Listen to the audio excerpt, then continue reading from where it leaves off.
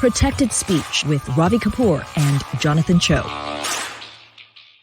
Back with another edition of Protected Speech. I'm Ravi Kapur along with Jonathan Choe. We're going to get right into some of the issues of the day. And first on our list is FTX, this cryptocurrency startup that took the world by storm in just a couple of years.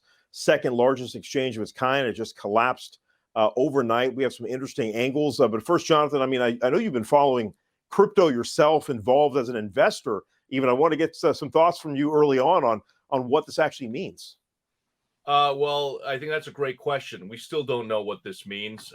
Sam Bankman-Fried, the CEO, the one CEO of FTX, this superstar in the space, built up this multi-billion-dollar brand. It was, touted as one of the most trusted exchanges for cryptocurrencies, everything from Bitcoin to, Polygon, Matic, Solana. The list goes on. And on top of that, he was really throwing millions of dollars around, a big donor to the Democratic Party, as well as recruiting athletes like Tom Brady and Golden State Warriors Steph Curry to be sponsors and pitchmen for the brand. And, they had this massive sponsorship deal, naming rights to the Miami Heat Stadium.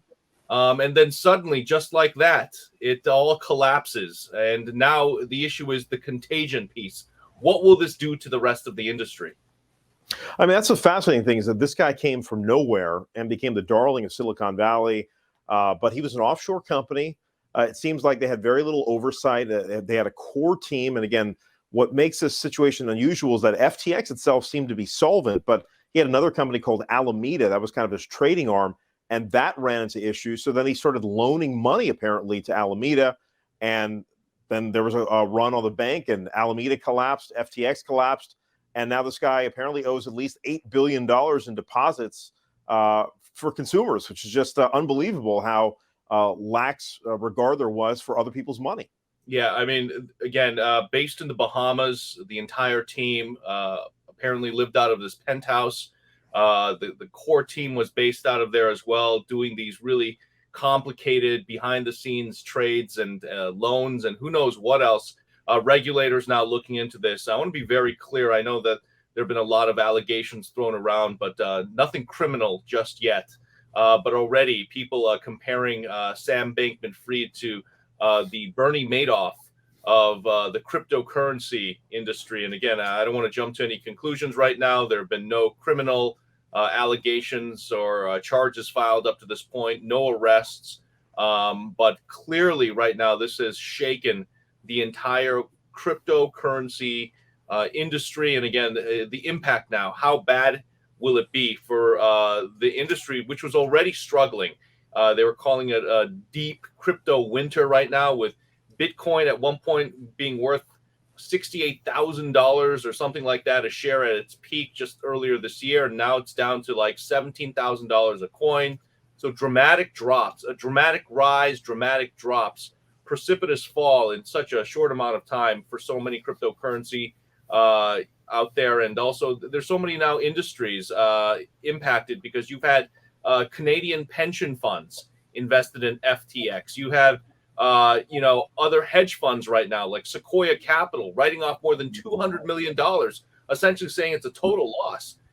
This guy has potentially decimated any credibility in the industry right now. And if you think this guy, and we're talking about Sam Bankman-Fried, if he was able to raise this kind of capital, get it to this point where, again, he was not just a guy running a successful business. He was a multi-billionaire to the magnitude of being able to shape public policy. He was trying to cultivate the feds into making sure he got exemptions. This is what's wild. If you look at the nexus of how connected this guy was, his parents, both Stanford professors. His dad literally wrote the book on how to avoid taxes. This guy was very sophisticated. Caroline Ellison, the co-CEO of Alameda, that trading division that SBF had. SBF owned like 90% of that company. Caroline Ellison's father was very connected as well with the SEC. So you have a couple of people running this organization that are really tied in with the feds. Meanwhile, he's given money to the Democratic Party. which is a story that certainly the right has tried to amplify. And it's a story that we will see. I'm sure there will be congressional hearings over this because, we're starting to hear stories that the DOJ has been looking into FTX. But again, it was an offshore company. And I also want to bring another element that we've been reporting on. It's a really strange coincidence how small this world is. But one of the top 4 executives there, a guy named Nishad Singh, was a young man. About 10 years ago, we actually interviewed him when he was 17. It was completely unrelated before he even went to college. But he was an ultra marathon runner, which means that he does like 100 miles at a shot, and which is also absurd. His mom got him into it. We profiled him at 17. After this story, he ended up going to UC Berkeley. Apparently, he got into Stanford as well. So, someone really in demand. One of these precocious Indian American kids that we often profile, and here he is, in his youth, running around the Bay Area. And it turns out that his career just transformed. He went to UC Berkeley. He had a stint at Facebook before it was called Meta. That was kind of his dream job, but then he got recruited by SBF and ended up working at Alameda before going to FTX as the director of engineering. So this young man, who's from the Bay Area, Indian American kind of golden child, as so many of these kids are at these elite schools, gets caught up in the scandal. And so, according to some of these emails and texts and DMs that have come out, because SBF is still talking on Twitter. I mean, that's what's strange about the story. He's in active litigation. There's a lawsuit that's been filed in Florida against FTX and against all these celebrities and all these executives at FTX. And meanwhile, he is trading DMs with reporters and saying Nishad Singh in particular is obviously scared about the outcome here. So who knows what kind of liability, but think about all the money that FTX and its associates donated, right? Like he was making, Vox Media did the story about how this reporter and SBF were trading DMs. Vox got a grant from FTX. So he was feeding the media. He was sending charitable donations. He was feeding the Democratic Party. This thing's a widespread scandal. It's incredible. Yeah, they're already also talking about the movie rights and the book deal. This is going to be a massive story. We've just scratched the surface here. And you pointed out it wasn't just about Sam Bankman-Fried. There were multiple people involved here. So this could have some serious, far-reaching consequences, not only for the rest of his team, but for the investment banks, the investors, but also the politicians that he was trying to influence and sway. Look, I think based on initial reports right now, Sam Bankman-Fried has pretty much said numerous times that he effed up. But now he's having second thoughts, maybe buyer's remorse for allowing his company to go into bankruptcy because he had to step down as CEO. Now it's, being taken over by the regulators. And it's, the goal now is, at least Sam Bankman-Fried says, to raise enough money to pay back all of the investors and the people who now have their money frozen. And not to mention that there are hundreds of millions of dollars missing now, either taken by, hackers or potentially funneled to a different account. But man, I the sense that I'm getting right now is this guy just felt like he could, live above the law. I think a lot of these young entrepreneurs who are essentially at an early age masters of the universe, they feel like they can write their own laws. They're above the law. None of this stuff is applicable to them. And in many ways, that whole Silicon Valley mantra, right? You break things first and ask questions later. I mean, I think that's basically what Sam Bankman-Fried was doing, because he was innovating. He was potentially trying to become, and he was quickly becoming an industry leader. I think FTX at one point was the second largest cryptocurrency exchange in the world, right behind Binance. It is. And what's wild is that the parallels between another case, which we're not going to get into on this program, but Elizabeth Holmes just got sentenced to 11 years in prison. 11 years. And she was another, golden child, right? For Theranos, blood testing company. Correct. Ran Theranos. We can get into Sunny Belwani if we want to. But, the point is there are parallels between these two entrepreneurs who are apparently charismatic, a little aloof, right? They're not exactly conventional salespeople. Sam Bankman-Fried famously was sitting on stage with like Giselle Tom Brady's wife, and he's wearing shorts and a frumpy Flip-flops. T-shirt, like, right? I mean, like his behavior was that of, a slovenly guy that rolls out of bed and he's a billionaire and doesn't care about his wealth, and that was all likely an act. At least that's what Vox was reporting in some of these DMs going back and forth about his altruism. And meanwhile, Elizabeth Holmes was, channeling Steve Jobs, wearing black turtlenecks and, walking around Silicon Valley and having George Shultz and all these prominent senior folks, Henry Kissinger on her board. I mean, people who weren't necessarily tech people, but at least the distinguished people on the board. So let's face it, people like a good story, and investors got sucked into this one, and Sequoia Capital and some of these other very large groups are kind of backtracking and saying, hey, this is only a very small percentage of our fund and these things happen. But man, the due diligence wasn't there on on any level. I mean, what's staggering is the amount of fraud. Yeah, let's talk about the big investment banks, but there are lots of people who have their money right now in FTX that's now tied up, or they're not sure what's going to happen to it. I was listening to tons of interviews. People have lost $30,000, $70,000. That's, maybe a drop in the bucket for some of these investment banks. But there are a lot of individual investors who trusted FTX.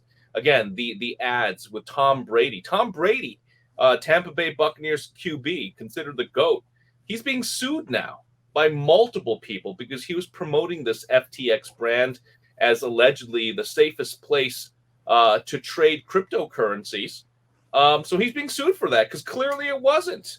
The whole thing, this house of cards, it appears just kind of collapsed. And like you said, it was a bank run essentially, right? Yeah, and we should be clear. I mean, again, everyone's innocent until proven guilty. But my goodness, if all these allegations are substantiated, it is as big, if not bigger, than what Madoff pulled off all those years ago. So we'll be money trail. I mean, and that's what's going to be really interesting. Will they be able to follow the money trail? Because keep in mind, with cryptocurrency, what was so intriguing about it is it's decentralized, right? So there's no central government or bank to back crypto in the event something like this happens, right? So there's no insurance essentially for these investors to get their money back at this point. There's no recourse, so it's going to be really interesting what happens. But this the legal battle hasn't really even started. I mean, it's just the investigative phase right now. But so many different players, and you reference his ex-girlfriend, Caroline Ellison, the CEO of Alameda Research. Just a bizarre relationship. I mean, the New York Post now jumping into this. It's become tabloid fodder of these two intellectuals, essentially these brilliant nerds. I think we should. I honestly think we should leave it there. The more we go down this rabbit hole, the less. Just Google it. I have. I didn't have a good enough meal tonight. I might just. It might just all come out because it's pretty randy. Some of the stuff these guys apparently did in the Bahamas. All right, let's move on to another person that is constantly in the headlines and also has legal trouble, and that's former President Donald Trump. He made it official. He is running for president, seeking the GOP nomination. Of course, back in September, I had a chance to talk to him, and it was the first time, at least personally, where I felt, okay, he is really going to run for president, and he's been conducting a bunch of interviews to the run-up of this announcement, and he made it official. But of course, there's some headwinds. I mean, let's face it, the GOP did not do as well during the midterms. A lot of folks are blaming President Trump for that outcome. The GOP did take control of the House, but barely. They were expected to get 25 to 40 seats, and they only got really a couple of seats, 218, 219 seats. So, Jonathan, I mean, we've been both following Donald Trump since his ascendancy to the White House. Do you think he actually is going to get through and get that GOP nomination? If DeSantis runs, the answer is no. I think Trump is in big trouble. I think, I'm talking to a lot of my colleagues, media colleagues, as well as a lot of conservative Republican, analysts and just GOP operatives. And they're really divided. Many do not want to deal with the cult of Trump and just the PTSD and his just shoot from the hip nature that that just this nation kind of went through. So they want someone who's more disciplined. So they're really waiting for that candidate to emerge. And if Ron DeSantis, governor of Florida, does run, I think he is going to be the nominee. And I think if he becomes a nominee, he's going to have a real shot at becoming the next president of the United States. Because I don't think Biden right now has the juice to make an impact and make another run. I mean, that's what makes us so interesting, right? We had a chance, we did an election night special. We had a chance to talk to a gentleman, Danny Gaekwad, who's there at the DeSantis victory party because he was reelected as governor of Florida and won a huge mandate. I mean, basically about 60% of what was thought to be a swing state, but he very clearly has moved Florida to the right, and that also helped down ticket with Marco Rubio, who got reelected as the senator in Florida. And so DeSantis, that momentum is huge. He's got a lot of centrists that have gone in his direction, a lot of business leaders. And of course, the way Florida approached COVID was just dramatically different than so many other states. And so you're going to have a DeSantis candidacy potentially where he is going to demonstrate that, hey, he has a different approach to running the country, running our government. And I think that's very, it appeals to a lot of moderates and a lot of folks who want to live their life. And so, yeah, this is an image here of Danny Gaekwad, who has been very influential in Florida politics for like 30 years. And has thrown his support, he did in the past, to Trump. But he told me flat out that he's behind DeSantis. And this is true of other bundlers that we've been talking to, other folks like in the Indian American community that are very involved with the GOP. Of course, the one guy that we've had on at the same time, Shali Kumar, is very much behind Trump. And he runs the Republican Hindu Coalition and still obviously has very strong ties to Trump and that establishment. But it's not going to be a straight line. I agree with you. Trump's got legal hurdles. He's going to have his own challenges. So, and of course, this is a 2-year process. We don't know how this is all going to shape up. But the fact that the GOP controls the House means that January 6th investigation, that is likely going to get altered. We don't know exactly if that's even going to continue. I know it was announced there will be a special counsel that will continue to pursue the events of January 6th. But that calculus has changed. And I think basically, Trump basically has to, fight within his own party and maybe bring DeSantis into the fold, because certainly DeSantis has a ton of momentum.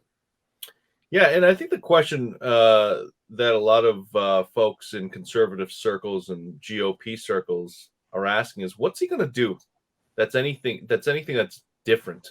What's he really going to do? Can he really make an impact? Because again, he only gets 4 years, right? So what can he even do if he does become the nominee and then eventually goes into the White House? What can he really do in office, especially with so much baggage hanging over his head? I think again, the GOP, the centrists, a lot of the independents right now who are undecided, who don't want to vote for Biden, also look at Trump and they're like, we can't do Trump either. So a lot of people just waiting for that other option to emerge at this point.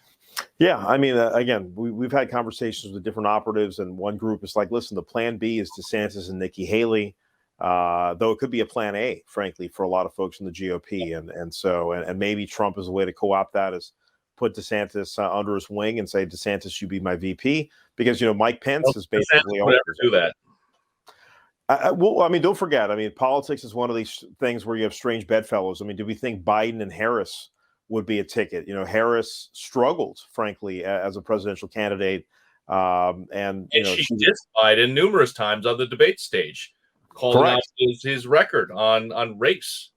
So, and in the end, Biden made a decision to bring Kamala Harris into the mix, and they were successful in doing that. Now, we'll see if their strategy changes over the next 2 years, right? So the Democrats will hold the Senate. We have a Georgia runoff that will decide whether it's a 51-49 balance or if it's still 50-50, but still the Democrats have control of the Senate. And, we'll see what Harris does over the next 2 years to change the math for Biden, because Harris has a lot of affinity amongst Black women, amongst African Americans at large, which is a huge Democratic stronghold. And turnout's going to be key, right? We saw in Georgia, that's become a purple state now. And they were energized in that 2020 election. And we saw that carry over into 2022 in this Warnock-Herschel Walker battle. So 2024 is going to be a different dichotomy. So I think It remains to be seen, but Trump's legal battles, at least in my opinion, I don't know if that's going to preclude him from being the presidential nominee from the GOP. But the GOP itself, they just might want to change directions altogether. Yeah, so there's still time. There's like about a year left, right, till 2024. A little less than a year now, right? And a lot can happen between now and then, especially when it comes to the economy, inflation. Who knows? Yeah, and keep in mind this election, Jonathan. I mean, we can talk about it's 2024. This election starting January 2023. Like it's going to be basically a full 2-year campaign run. This has begun. So yeah, we'll see. Well, look, another major factor in politics could be Twitter, and that's that's an ongoing story right now. Elon Musk this evening putting out a poll asking the Twitterverse if Donald Trump should be reinstated. Of course, he was banned after the January 6th insurrection, and right now, according to the latest poll numbers, it looks like the Twitterverse is in favor of bringing back President Trump. I think at last check it was what, 60-40? Is it still 60-40? No, the margin has closed. It's now 54 yes, 46% no.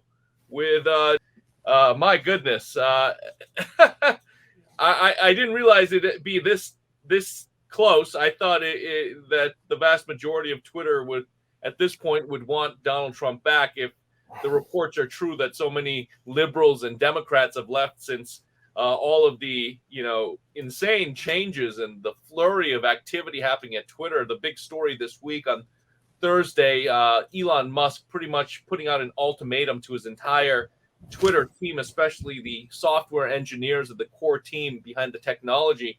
Hey, either you guys sign on the dotted line and say you're going to put in all-nighters and just work like this is a startup culture again, because it really is, right? He has to reinvent Twitter because Twitter's facing so many challenges right now, especially with advertisers, many of them either pulling out or putting a pause on campaigns. And ad revenue makes up 90% of the money Twitter brings in. And on top of that, of course, the $8 blue check mark subscriptions that Musk is trying to implement.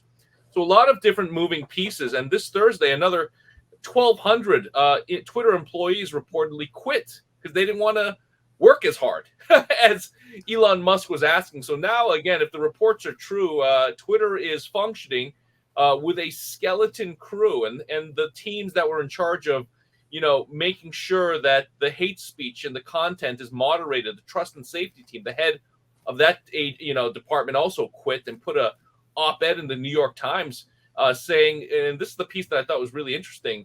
The former head of trust and safety at Twitter basically said, look, at the end of the day, it's not just about moderating content and speech on Twitter.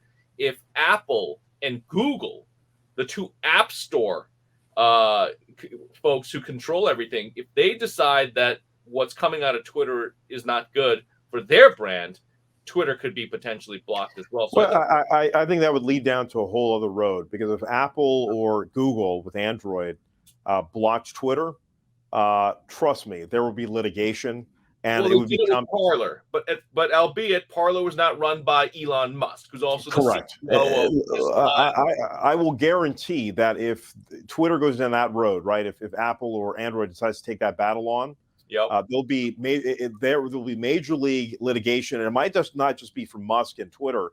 We're talking the DOJ. That becomes an antitrust issue. Exactly, because frankly, when there are only two major gatekeepers like that for hundreds of thousands of apps, how many apps are out there? Maybe tens of millions. Sorry, tens of millions. I forgot. It's this global thing, right? To be the main gatekeepers, yes, they're very close on the edge right now of DOJ territory for sure. Right, absolutely. Well, but going back to Twitter, what's fascinating about this is not like a brick and mortar company.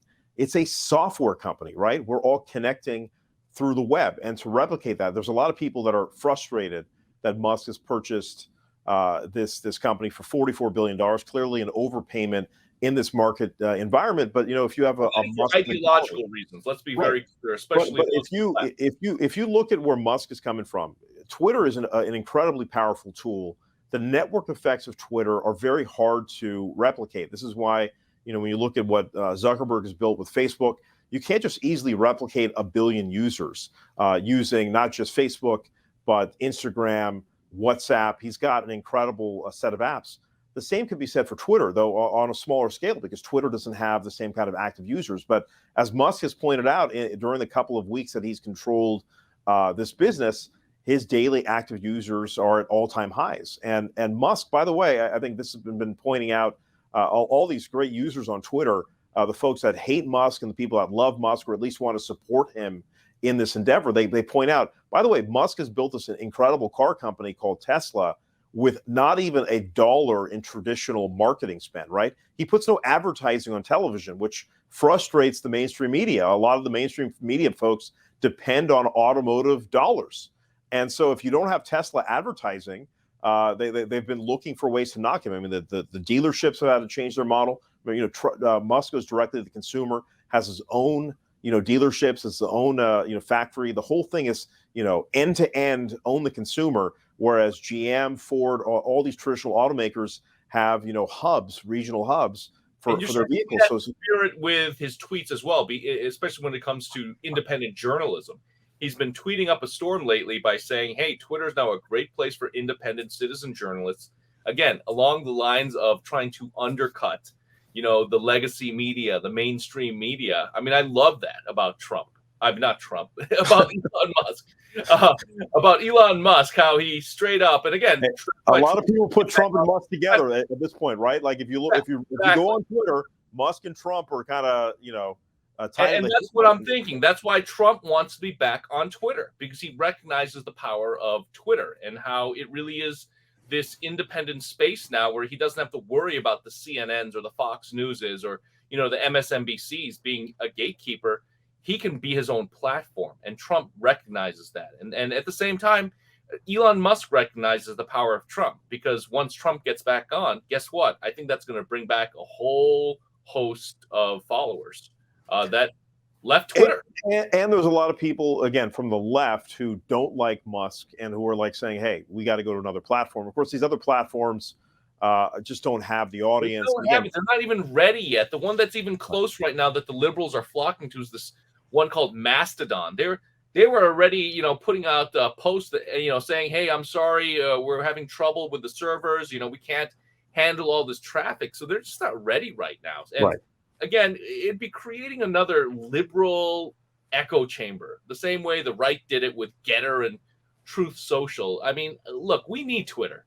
We need Twitter. We need all the different voices. I mean, that's the beauty of Twitter, in my opinion.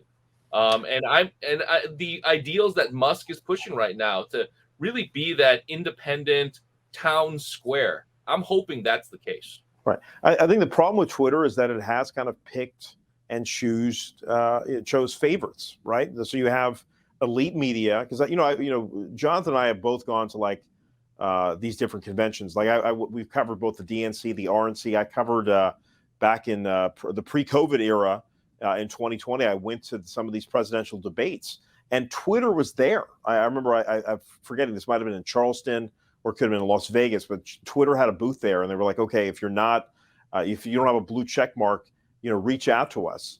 But it's vetted theoretically, but it's very much kind of a selection process through which they credential you in a certain way. And if you don't get along with some of their viewpoints ideologically, they wouldn't blue check mark you. Yeah. And this became an issue. And so, let's face it, I'll be flat out here.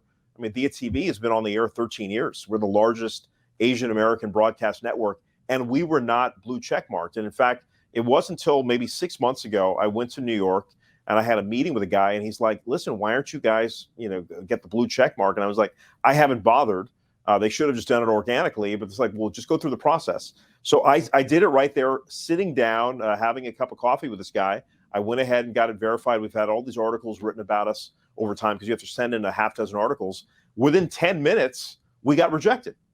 So I don't know what to do. If the largest Asian American broadcast television network gets rejected in 10 minutes, I don't know what they were doing at Twitter before. But I'll tell you what.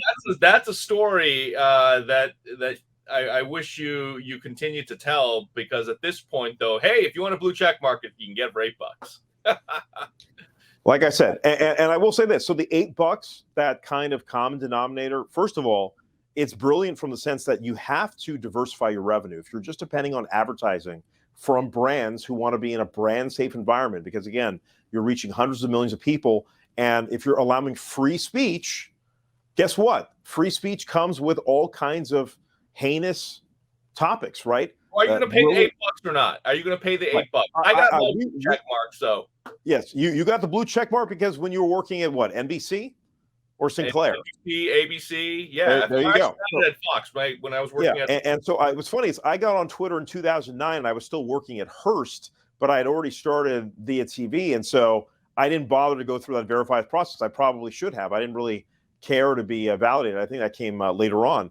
But that's what's wild about this scenario is that for $8, you can get that quote unquote validation. For us as a news organization, we would like to be able to have extended video. We're stuck to like 2 minutes or whatever it is. If you have the blue check mark, you can do, I think, longer form video, and certainly. Actually, even if you had the blue check mark, you had to pay at least $2.99 to get that extended up to 10 minutes, because that's what I was doing. I had the blue check mark, but I had the 220 limit of free video. But again, $8 get you all of that and longer video. And who knows? There's even talk about monetizing this, where there's a profit share, right? Like your YouTube. So if that ends up happening and Musk adds more features, it can really potentially enhance. Well, yeah, I mean, let's face it, Twitter can potentially compete with YouTube, and very few other businesses can say that. I mean, again, there's Rumble, which is kind of the YouTube that the right wing is kind of glommed onto. They've done okay, but they still aren't mainstream the way YouTube is. But Twitter is that mainstream. They do have that legacy infrastructure, and if you can actually help creators generate revenue on Twitter, very, very powerful. So again, if Musk is actually getting $8 from regular people who want to be verified for whatever their motivation is, that's a huge improvement in their business model. It's enormous. So then you have that revenue. You still will get some advertising, and then you get more users involved. I think he's rebuilding it. And by the way, cutting expenses to this degree, like getting rid of 75, 80, 90% of the staff. That has dividends as well, because let's face it. The problem now is the staff is quitting on their own accord. So well, that's probably part of the strategy, right? You have it's a software-based entity. Well, not when Elon Musk is reportedly now asking some of those engineers to quit the company. Sure. Let's face it. I mean, he is literally he's demolishing all of this legacy infrastructure. And keep in mind, I mean, if you've seen some of the political charts that are put out there, I mean, it seemed like the entire echo chamber at Twitter was in one direction, right? There wasn't enough balance. You didn't have differences of opinions. So he's got to bring some of his own people in. He's got to bring different ideologies. He's got to bring the left and the right into that building so you can actually come with some of these determinations. And again, they started charging $8 and they pulled it back because you had folks impersonating celebrities and businesses. And even though they were misspelling stuff, I mean, they did cause even the stock market to, for some of these companies to take a hit. Remember, I think it was, I forgot which defense contractor it was, but they said they would stop selling defense weaponry to multiple nations, and their stock price took a hit when that went out on Twitter. It was a fake account, but the reality is that had an impact. They did it with Eli Lilly as well, or yeah.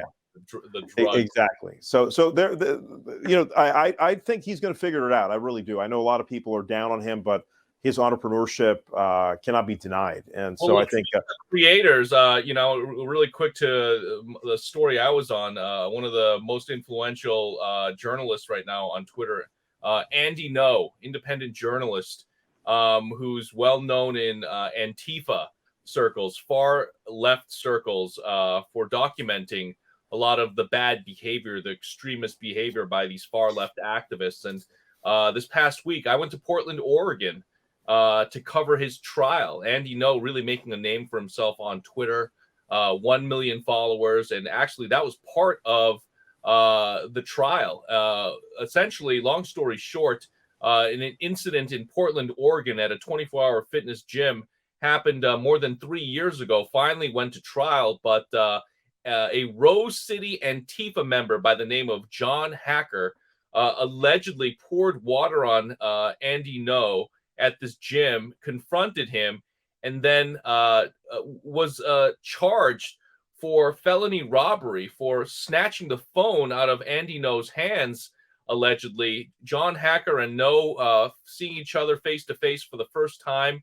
But the state had a really high burden of proof, right? The way you convict is you have to have, it's got to be without a reasonable doubt. And this ended up becoming a bench trial where Mr. Hacker, seen here in this video, snatching the phone, decided to waive the jury trial. And his gamble paid off because at the end of the day, the judge agreed that there wasn't sufficient enough evidence to prove without a reasonable doubt that John Hacker actually stole the phone, because what ended up happening was that Hacker snatched the phone out of Andy No's hands, but then, 24-hour fitness gym employee, urged him to give it back after about 15, 20 seconds. But anyway, the point of this trial, again, was this entire narrative that has played out on social media, especially here on Twitter, right? Andy No has unfairly really been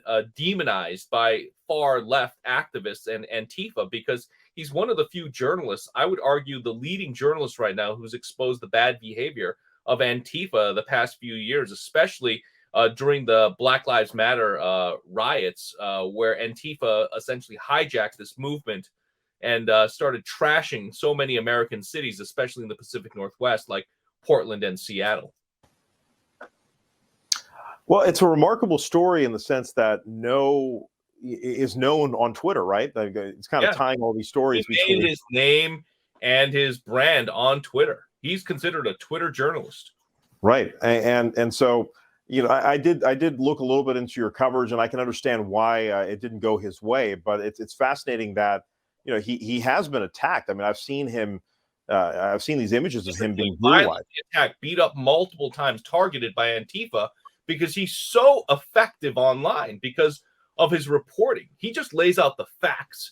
And interestingly enough, the mainstream media doesn't report enough on the bad behavior of the far left versus the far right. If you listen to a lot of the mainstream media outlets, they'll always talk about the bad behavior of the Proud Boys or these white supremacist groups and so on and so forth. And I'm not condoning any of the bad behavior on either side, but what No is doing that's so remarkable, and he's spotlighting and shining the light on Antifa, these bad actors on the far left. The reason why No's really been dealing with so much unfair scrutiny is that the far left and Antifa, they're so sophisticated with their online attacks that they've essentially smeared Andy No and pigeonholed him now into this category of being this far right conservative journalist. But in fact, if you look at his work, he's not. He's just reporting the facts. Now, he might, have a little edge to his, posts and his reporting, because he goes right after some of these Antifa members, but they don't like it. And that's essentially why John Hacker, this fellow who was on trial, who ended up, getting off on at least this felony robbery, he admitted in court that that's why he went after Andy No, because he hates Andy No's journalism. And essentially the DA picked him apart and showed the double standard, because the DA said, well, Mr. Hacker, isn't this what you do online as well as an Antifa member? Aren't you spotlighting and doing exactly what you hate about being, about Andy No? Aren't you doing the exact same thing to the far right? And he admitted to the judge and said yes. So it's a fascinating case again, but again, this Twitter angle, that's kind of the key here, that both sides are using the power of Twitter and social media to amplify their message. Well, I mean, this is what we're seeing, right? The polarized content is what gets clicks, right? I saw some of the videos we were pumping out, and it was getting tens of thousands of views because Andy No is such a controversial figure. And let's face it, I know you've also personally taken on scrutiny and criticism from folks who don't like your reporting. Call me a proud boy. The far left calls me a proud boy because they don't like what I'm showing. It doesn't fit their narrative, and I've been called a neo-Nazi, a white supremacist, a fascist. So I was actually in Portland. I had to look over my shoulder because the Antifa folks in the far left, they know who I am as well. They call me the poor man's Andy No. out in Seattle or any. By the way, why do they call you a white supremacist? Do they can't see clearly? Yeah, exactly. I'm Asian American too, by the way. But whatever. That's an odd thing. Anyway, we'll move on. But it's just speaking of Asian Americans, we're on to our final topic, right? Right, and we are highlighting AAPI hate crimes each program. This is sponsored by the California Public Library. It's funded by the state of California, and we appreciate them helping us put this on because once again, another random indiscriminate act. This time happening in the Bay Area at a restaurant, highlighted by the reporting going on here constantly. It seems like there's always some incident that's happening. Yeah, again, this was a sad case. An East Bay Thai restaurant caught on camera, on surveillance camera here, a white man who allegedly goes into this Thai restaurant, demands free food. When the nephew of the owner says, no, you can't have free food, this guy goes on a rampage, kicking this kid in the stomach, tackling him and just causing a scene, just going on, causing mayhem and just destroying the place. He was arrested, and obviously the restaurant's owners truly believe this was an incident of Asian hate.